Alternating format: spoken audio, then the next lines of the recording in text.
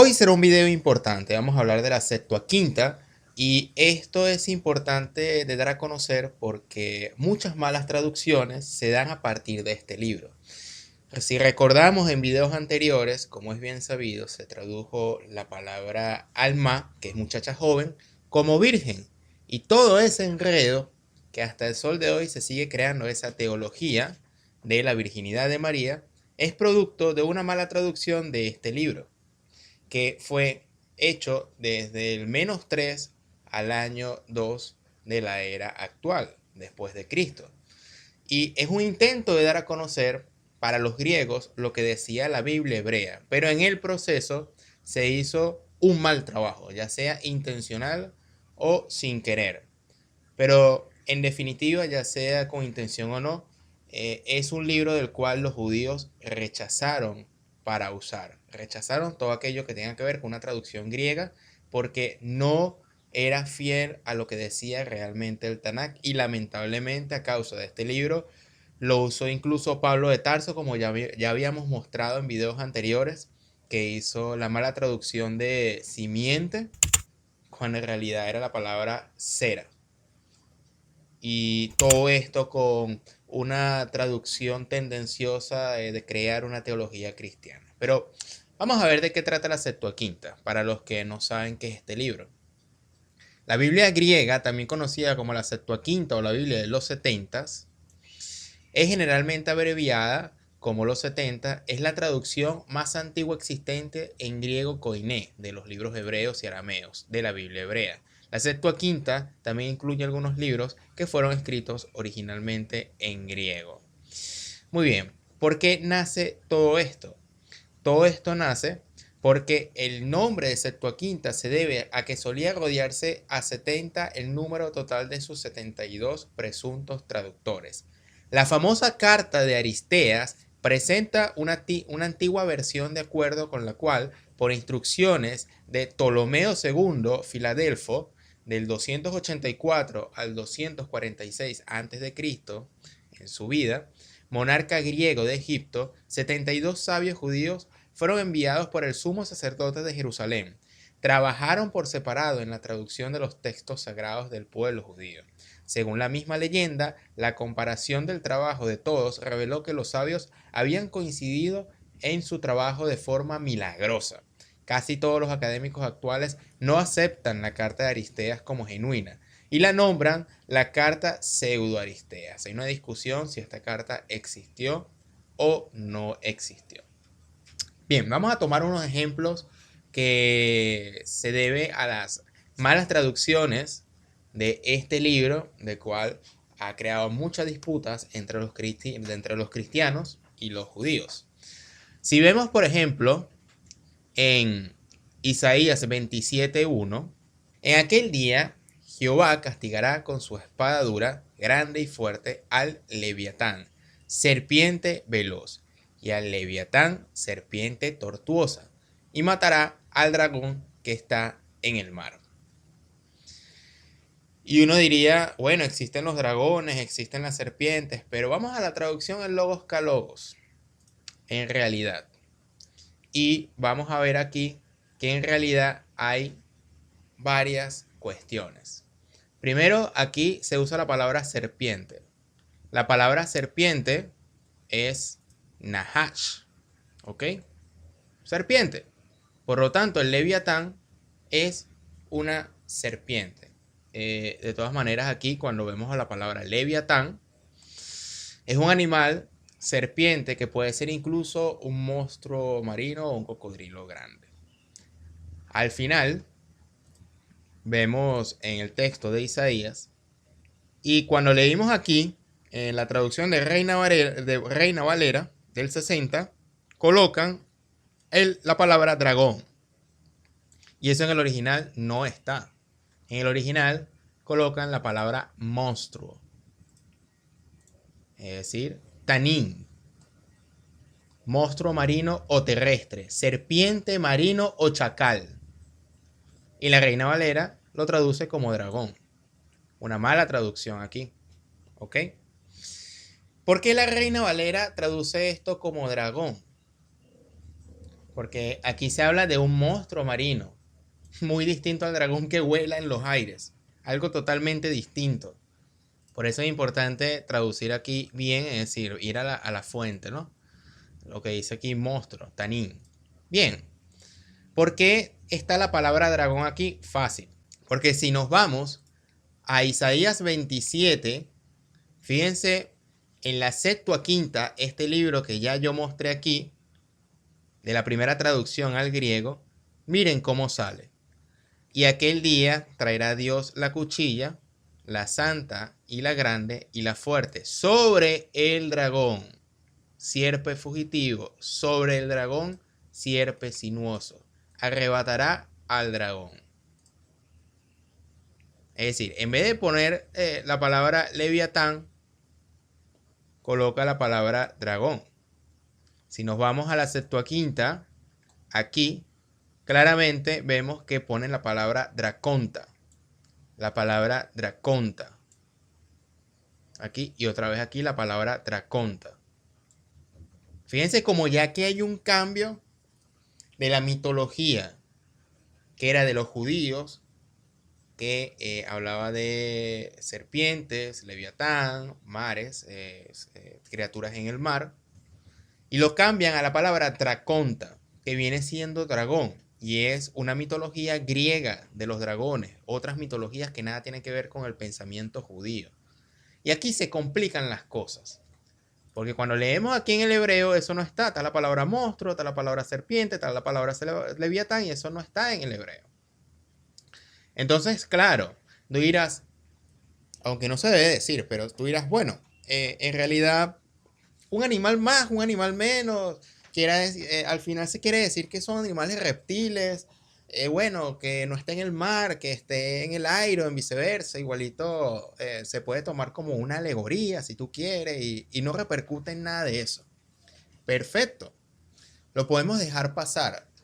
El tema es que obviamente aquí, pero cuando leemos en el Apocalipsis está el problema. El problema del Apocalipsis se encuentra de que en el capítulo 12, verso 2, verso 4, versos 8, 7, 9, usan la palabra dragón como referencia alegórica al tema del Apocalipsis, Satanás y Lucifer y todo esto que ya hemos desmontado en los videos anteriores y quiere montar una dualidad. Recordemos que los griegos eran dualistas, el bien y el mal. Y quieren montar esta mentalidad dualista en la mentalidad hebrea al usar estas traducciones.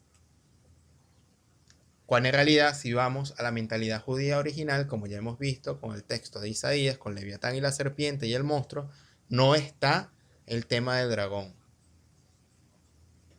Entonces, aquí ocurre que se quiere meter mediante traducciones el tema de una mentalidad, una mitología ajena a la judía.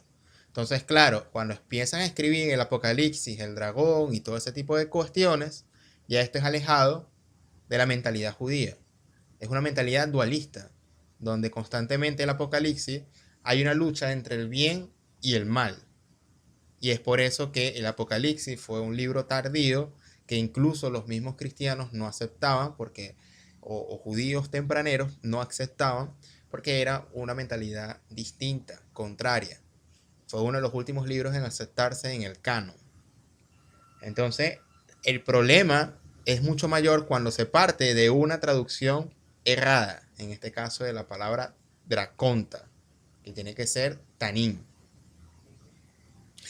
Entonces se crea toda una cuestión que hasta el sol de hoy se cree que no, se está hablando de dragón y todo lo demás, y todo nace de que, bueno, el escritor del Apocalipsis, que no es Juan el apóstol, sino Juan de Patmos, que no se tiene mucha información de él, sino que estaba en una isla en Patmos, escribió esto, ya sea una visión y todo lo demás, en griego. Y todo se complica. Se lanza una nueva mentalidad, una nueva teología y todo lo demás que no tiene nada que ver con los originales del hebreo. Y aquí se muestra claramente. Con la Septuaginta coloca dragón 3 veces y no está en el texto hebreo. Entonces, ¿Cuál es lo recomendado? Lo recomendado es ir directamente, que es lo que dice el hebreo. Y listo. No vayamos a usar el texto de la Septuaginta porque hay demasiados errores. Vamos a ver. Hay cambios intencionales, cambios exegéticos en la Septuaginta, cambios lingüísticos y de estilo, inserción de lecturas sinónimas, armonizaciones, adiciones al cuerpo del texto y cambios teológicos. Por ejemplo, cuando se habla de texto masorético, se habla del Tanakh, los masoretas, el Tanakh, simplemente la Biblia hebrea. Y cuando se habla de los rollos del Mar Muerto, estos rollos son de alguna manera escritos del año 2 antes de Cristo y 2 después de Cristo, que son unos resúmenes que hicieron de la Biblia hebrea. Entonces hay ciertos cambios aquí. Primero vamos a ver de los cambios del libro del Tanakh con los rollos del Mar Muerto. Por ejemplo, en los textos de la Biblia del Tanakh dice, aquí, vamos a achicar un poco, llamar el nombre de Yahvé en el original, en Isaías 56:6, y el rollo del Mar Muerto, y bendecir el nombre de Yahvé. Entonces, de alguna forma querían hacer un pequeño cambio de texto aquí con la palabra bendecir, en vez de usar la palabra ahabá, que sería la palabra original. Y esto ya ocurría estos cambios con los rollos del mar Muerto. Aquí todavía no estamos hablando de la Septuaginta, ¿ok?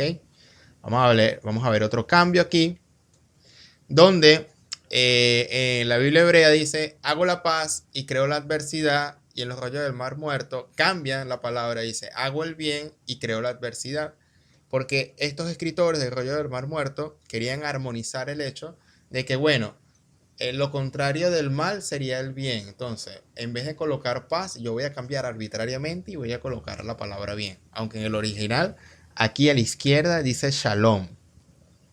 ¿Ok? Y aquí a la derecha dice otra palabra, que sería tet, bab, y aquí num. Entonces, ya hubo cambios en el texto, ¿ok? Pero aquí entra la parte de los cambios teológicos y vamos a entrar en el tema de la Septuaginta. Por ejemplo, la Septuaginta no incluye el texto donde relata en el Tanakh que David no necesitó de una espada para matar al filisteo, y eso es un cambio teológico grave según los judíos. Podemos leer en 1 Samuel 17:51, aquí en el 17:51, en el 50, dice, así venció David al filisteo con honda y piedra, hirió al filisteo y lo mató sin tener David una espada en sus manos. Este texto, cuando vamos a la Septuaginta, no está. Es un ejemplo de mutilación. En Génesis 6:6, en el Tanakh, habla, y se arrepintió Jehová de haber hecho el hombre en la tierra y le dolió en su corazón. Pero en la Septuaginta dice, como hay un problema teológico, como que Dios no se puede arrepentir, cambiaron la palabra y coloca, entonces Dios se preocupó de haber hecho al hombre sobre la tierra y reflexionó. Y aquí hay cambios teológicos importantes del Tanakh al griego, de la Septuaginta. Otro cambio en Proverbios 13:15. En el Tanakh dice, el buen entendimiento da gracia, mas el camino de los transgresores es duro. Y en cambio aquí hay un añadido muy extenso en la Septuaginta que dice, la sana discreción gana el favor, y el conocer la ley es señal de una mente sana, pero los caminos de los escarnecedores acabarán en destrucción. Entonces hay un problema bastante grave con respecto a añadir, quitar, mutilar, y aquí están las pruebas. ¿Ok? Por ejemplo, aquí esto ya lo mostramos un video anterior, con el video de Satanás que estás viendo en pantalla. Y es que cuando hablamos de Isaías 14:12, el famoso texto donde habla por primera vez aparente de un lucero, que eso se relaciona con Lucifer, en realidad se está hablando de Shahar. Y este es un dios ugarítico. Y aquí está Shahar, que es el dios del amanecer, precisamente. Entonces, ¿qué pasa? Se está hablando de Shahar aquí en este texto, que para nada tiene que ver con Lucifer del infierno de Dante. Cuando vemos en la traducción al griego de la Septuaginta, aunque esto ya lo había explicado, se dice que aquí está la palabra eóforos. ¿Y quién es eóforos? Y aquí es un grave error porque entonces, aunque eóforos significa también estrella de la mañana, tiene que ver con un nombre griego para la estrella de la mañana, que es la apariencia del planeta Venus en el cielo del amanecer. Venus es el objeto más brillante en el cielo después del Sol y de la Luna. Tiene que ver ya con una mitología nuevamente griega, que para nada tiene que ver con la historia de los hebreos y su contexto. Y que hay un cambio importante, porque entonces vamos a ver cómo de eóforos pasa la palabra Lucifer, que ya aquí con la palabra eóforos cambia totalmente el contexto.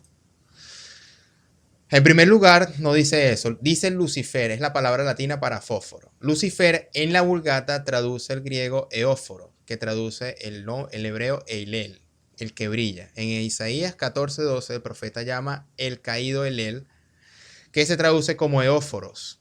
Y Jerónimo traduce eóforos con Lucifer. ¿Ok? Esta parte eóforos cambia a la parte de Lucifer. Y aquí se crea toda una doctrina de un ángel personificado que va en contra de Dios. Nótese que tanto la edición crítica de Weber y Grayson como la Nova Vulgata escriben Lucifer sin mayúscula, porque no es un nombre de pila, sino un epíteto o una característica. Y que en el Nuevo Testamento la palabra Lucifer se aplica a Jesús en 2 de Pedro 1:19, del 1 al 19. Done dies in lucescat et Lucifer oriatur in cordibus vestris. Disculpa mi latín, yo no sé latín. Pero en este texto, aquí está la palabra Lucifer. Entonces, cuando vayamos a ver en qué parte dice, en realidad, segunda de Pedro 1:19 dice, tenemos también la palabra profética más segura, a la cual hacéis bien en estar atentos como una antorcha que alumbra en lugar oscuro, hasta que el día esclarezca y el lucero de la mañana salga en vuestros corazones. Y se usa la palabra Lucifer en latín, Lucifer, pero es porque unas características, no es porque sea un nombre de un personaje. Y era lo más normal usar esa palabra Lucifer. Luego se cambia todo esto. Y el problema surge en estas malas traducciones. En vez de dejar las palabras originales en el hebreo, o por lo menos explicar de dónde sale.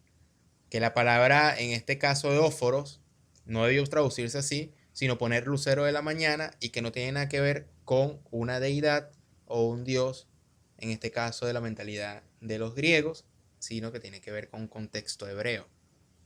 Aquí hay cambios que obviamente aquí yo lo expliqué con más exactitud cuando hablamos de la palabra Lucifer. Bien, entonces vamos a ver aquí un poco este video de Investigando la Historia con Carla Díaz, un fragmento donde Mario Sabán explica por qué no se acepta, por esto y muchos cambios más, la Septuaginta. Vamos a ver. Sí, sí, totalmente. No solamente Isaías 7:14, hay un montón de problemas en la traducción del griego. Tanto es así que los rabinos tomaron la decisión de que todos los textos que se escribieran en griego no iban a entrar al canon del Antiguo Testamento judío. Es decir, por ejemplo, el libro de Judith, los libros de Macabeos, el libro del Eclesiástico, no el Eclesiastés, que hay que dividir, el libro de la sabiduría, que es de Ben Sirach. Todos estos libros son lo que se llaman apócrifos del Antiguo Testamento, porque el judaísmo no los admitió porque estaban escritos en griego. ¿Por qué motivo? Porque el griego tenía otra concepción, otra cosmovisión cultural absolutamente diferente, y las traducciones que se hacían llevaban a conclusiones teológicas que no pertenecían a la raíz hebrea. En consecuencia, la gente empezaba a tener ideas que no provenían de las ideas que habían tenido los fundadores del cristianismo. Es decir, dragón, mentalidad griega de otras culturas, a la palabra serpiente y leviatán o monstruo, que no tenía nada que ver con seres volando, sino incluso seres en el mar. O la palabra Lucifero, que viene de Shahar, que era un dios jugarítico, en este caso distinto a lo que sería el lucero de la mañana, Lucifer, que se personificó como el diablo y Satanás. Totalmente distinto a la mentalidad hebrea. Es decir, Jesús como judío pensaba en hebreo, aunque hablaba en arameo, pero el arameo y el hebreo son dos idiomas muy, muy cercanos, prácticamente hay pocas diferencias.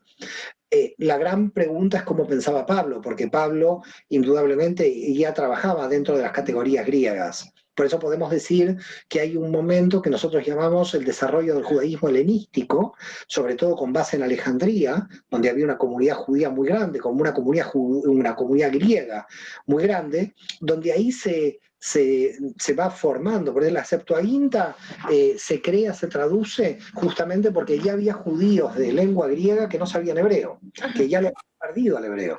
Entonces ellos necesitaban tener un texto en griego. Para entenderlo, claro. Claro, son los propios judíos helenistas que en Alejandría traducen la Biblia al griego. Y el problema del griego, ya lo reitero, es un marco de análisis que tiene muchísima cantidad de problemas. Por ejemplo, el amor desde el punto de vista judío es Ahabá, que es un amor universal, y el amor a la mujer y el amor al amigo, y los griegos tenían eros y ágape. Y entonces empezaron a dividir el amor carnal del amor espiritual. Porque empieza ahí, el griego tiene una visión dualista de la realidad y por lo tanto el hebreo tiene una forma unificada de la realidad. Por eso los cabalistas, los grandes místicos de Israel, siempre fueron grandes filólogos del idioma porque veían la unidad intrínseca del idioma hebreo. Es decir, el idioma hebreo resuelve las paradojas. En cambio, el griego es muy dual. Entonces, claro, cuando el cristianismo va a nacer, sobre todo de esa raíz griega, se va a encontrar donde el cuerpo es malo, el espíritu es bueno, y si el cuerpo es malo, el sexo es malo, el dinero es malo, y empieza a tener un problema el cristianismo en la dualidad de decir que es malo algo que no es malo, porque el cuerpo también proviene de Dios, es decir, Dios nos creó con cuerpo, ¿no? Entonces, esta influencia griega en confunde. Terminó confundiendo, y los rabinos tuvieron tanto miedo de que se confunda totalmente todo, que prohibieron del canon los libros en griego. Porque, por ejemplo, hoy el cristiano, cuando lee una traducción de la Reina Valera, 1960, se encuentra con que Isaías 7:14 menciona a una virgen que va a tener un hijo, entonces dicen, claro, ahí está la Virgen María y ahí está el niño Jesús. Y claro, esto es un error desde la Septuaginta. Eso es un problema de la Septuaginta, el error de traducción. Ahí tenía que decir muchacha pura en el texto hebreo, que es alma, porque así está en hebreo, y los griegos le pusieron virgen a pura, y ahí comenzó el tema de la virginidad, que en realidad la madre del Mesías tenía que ser pura, pero no virgen. Entonces, ahí hay problemas. Ese es uno de los problemas que marca claramente usted, muy acertadamente. Y hay otra cantidad de problemas más, y bueno, llegó a haber tanta cantidad de problemas que en un momento llegaron a decir, bueno, hay que evitar de seguir en la línea de los griegos. Pero en verdad también había muchos judíos que ya no sabían hebreo, que necesitaban un texto para poder leer las escrituras. Y también unos años antes de la aparición de Pablo, hay un personaje muy importante en la historia que se llama Filón de Alejandría, que nace más o menos en el 25 a.C. y muere en el 50. Sus últimos años de vida son contemporáneos a Pablo. Y Filón de Alejandría, que hace grandes escritos, trabaja para convencer de alguna manera a los griegos de la verdad bíblica, de la verdad de la Torá, a través de una comparativa entre la mitología griega y las narraciones que están en la Biblia. Es decir, va tomando las narraciones bíblicas y las va comparando con la mitología griega, para poder convencer al griego de las verdades eternas que tenía el texto bíblico. Quiere decir que Filón de Alejandría, de alguna manera, lo que hace es mostrarle a los gentiles la misma raíz común que tiene el alma, es decir, los mismos arquetipos si se quiere, que tiene el alma, traducido simbólicamente en el texto bíblico, que los que están traducidos en la mitología griega. Y realmente es interesante, muy interesante Filón de Alejandría. Pero fíjese lo curioso, los rabinos en general no estudian a Filón de Alejandría. Filón de Alejandría lo estudiamos porque el cristianismo estudia a Filón de Alejandría. Y la pregunta es, ¿por qué el cristianismo necesitó más el pensamiento de Filón que el judaísmo? Claro, lo necesitó más porque el cristianismo en su expansión necesitaba convencer mucho más a los griegos no judíos de que la Biblia tenía verdades eternas que estaban contenidas en la mitología griega. Por lo tanto, Filón, que es un filósofo judío, es utilizado por el cristianismo para convencer a los griegos no judíos de que entren en el cristianismo, porque las verdades de la mitología estaban en el texto bíblico. Bien, este es de la página o del canal Investigando la Historia con Carla Díaz, un canal bastante interesante, donde si ponemos aquí, por ejemplo, los más populares, tiene incluso conversaciones con el mismo Antonio Piñero, con Mario Sabán. Es decir, es una manera de compartir las investigaciones del hebreo. Incluso con el mismo Jacob ha compartido aquí, interesante, el de filosofía judía. Y básicamente es eso, pues tratar de investigar la historia, en este caso bíblica, de una manera abierta. Entonces, si quieren saber más a profundidad de eso, Carla se dedica a estas cosas más que yo. Entonces es importante también visitar canales que se pueda expandir la investigación y que traigan invitados de lujo como Antonio Piñero o Mario Sabán para poder aclarar estos asuntos tan importantes. Entonces les invito también a que se suscriban al canal e investiguen un poco sobre Carla e investigando la historia con Carla Díaz. Es decir, el canal está muy bueno porque te aclaran todo este tipo de cosas. Este otro canal, Gramática Hebrea, Aleph con Bet, si nos vamos al canal y nos vamos a la playlist, ellos tienen una playlist completa donde habla del texto hebreo y sus manipulaciones o los cambios, intencionales o no intencionales. Que de aquí, del capítulo 10, saqué varias de estas imágenes en negro que les compartí. Y por aquí, bueno. Entonces, para finalizar esta exposición bastante curiosa, observen. Pablo de Tarso, Filón de Alejandría y los primeros cristianos al hablar hacia los judíos, incluso hay textos que mencionan que creo que fue que Bernabé fue a acompañar a Pablo a las distintas sinagogas y las sinagogas no aceptaban en principio a Pablo de Tarso.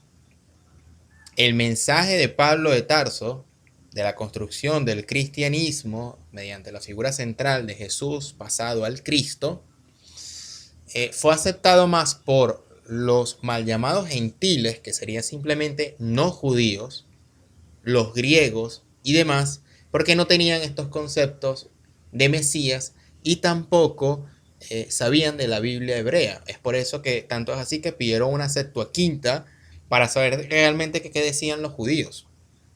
Pero lamentablemente, a causa de crear un intermediario que es la Septuaginta, se va perdiendo mucho del texto y de la riqueza del hebreo. Tanto es así que Pablo de Tarso se esforzó y luchó y realmente le costó convencer a los judíos que Jesús es el Mesías, porque claramente los judíos le iban a responder con argumentos de la Biblia hebrea de que en realidad Pablo de Tarso no sabía de qué hablaba o hablaba de otras cosas distintas al hebreo. Entonces, como dice el de filosofía judía en este caso, no comieron cuento. A lo suyo vino y a los suyos no le recibieron. Como el famoso ejemplo que se da ahí. Si yo vengo y hablo de la tierra plana, eso es algo mío. A lo mío vengo, es decir, hablar de la tierra plana. Pero a los suyos, es decir, vengo yo y hablarle a mi familia, hablarle a mis amigos, hablar en internet que la tierra es plana, y aquellos estudiosos que estudiaron el forma del planeta y todo este tipo de cuestiones, no me van a recibir el mensaje. A lo mío vengo a hablarle a ustedes, pero a los míos o a los cercanos no me recibieron y no me van a recibir porque la tierra plana no tiene nada que ver con lo que se ha estudiado científicamente hablando. Entonces eso mismo es lo que pasó con Pablo de Tarso y lo que de alguna manera Jesús de Nazaret enfrentó cuando Jesús vino a su mensaje, pero los hebreos no le recibieron porque no concordaba de todo con lo que se hablaba en la Biblia hebrea. Entonces, yo no estoy dando opiniones personales, estoy refiriéndome al texto del hebreo, del griego, colocar la diferenciación entre los judíos y los cristianos. Aquí yo no estoy metiendo opiniones personales.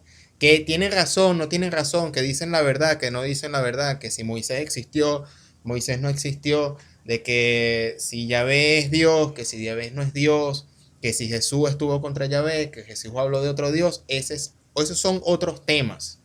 Yo aquí estoy hablando en esta serie de videos, en esta lista de reproducción sobre traducciones, y puedes visitar más videos sobre esta temática que hemos presentado bastantes pruebas para darle coherencia a una base de investigación. Mi nombre es Simón Guardia, te invito a que te suscribas a Proyecto Orión si eres nuevo o nueva por aquí, y sin más nada que agregar, nos vemos en una próxima oportunidad. Hasta pronto.